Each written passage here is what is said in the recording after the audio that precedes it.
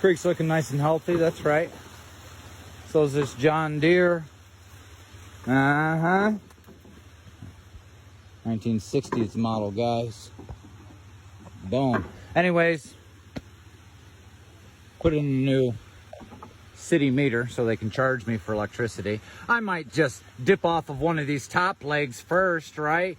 And go behind it and not really draw from a load side. I might do that. But anyways, we put this in there for them. Looks real nice. Well, I put it in there for them, but looks real nice.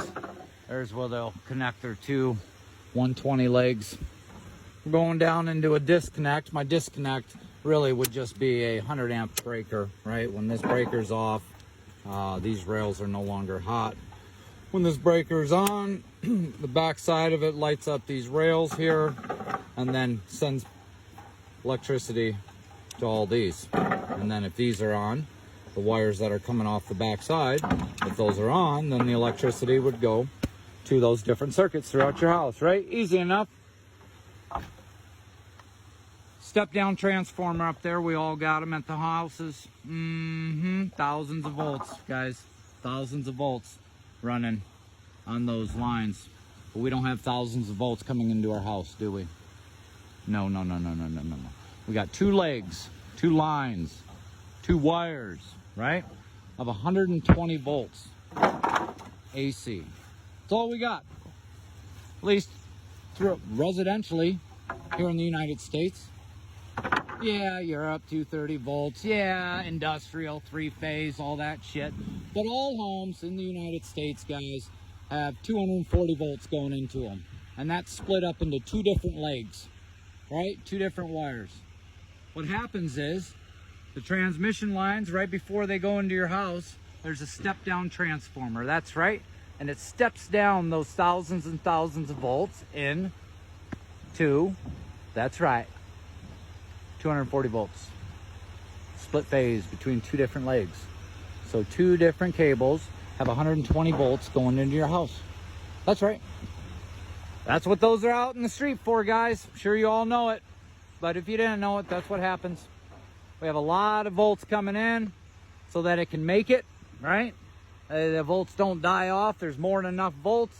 When it goes into that step-down transformer, its job is to step down from thousands to 240 volts. It's as easy as that. That's why you've got them. If you don't think you don't have them, you're wrong. You've got them. Anyways, beautiful day out here in West Virginia.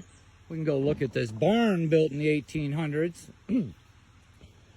But I accidentally took a number 2 in it the other day because I had to, well, I didn't accidentally, it was planned. But, so I guess we won't go in it, but I'll show you the outside. Well, there ain't no bathroom here, guys. This is as far as I got on the septic. I put a rag in the ground right here. This is the end of the 10-foot stick, right? I'm dropping a 1/2 inch every foot, so, you know, way good on the slope. Way good. There's a little clean out. I'll connect 3 and 2 inch into that once it's all plumbed in under there. And then I split off into 4 inch, guys. Here's a little marker. I will not hit that pipe with the backhoe. I'll dig right here. Boom. Finish the rest with a shovel. That way I can couple her under that. Maybe 10, 20, 30 feet in the yard.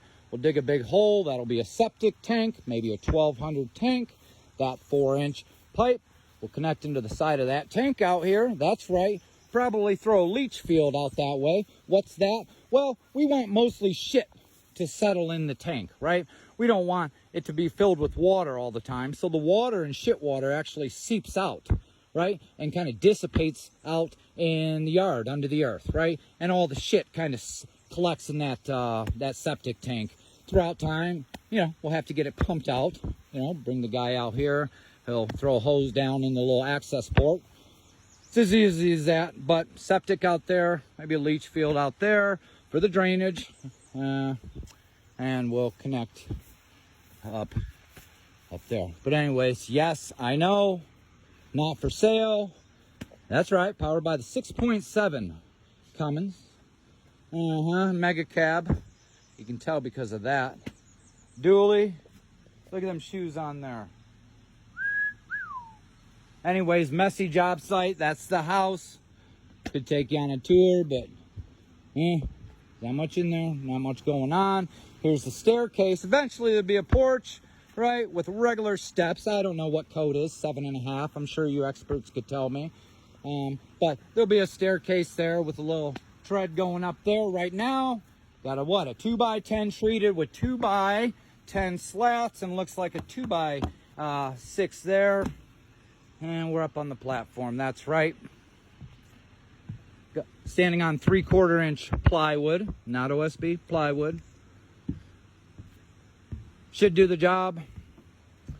Should do the job. But anyways, that's what we got going on so far, guys. All loaded up here. I'm gonna start building in the next day or two. Gonna go pick up some metal roofing and some shit tomorrow. Got to trim all these down, right? I'm gonna pull back off the beam about a foot. I don't think I can cantilever flooring any more than a foot past the piers, right? This is a beam and pier build. There's beams running down there, sitting on piers, and I think I'm gonna overhang the floor and the house walls about a foot past the actual beam.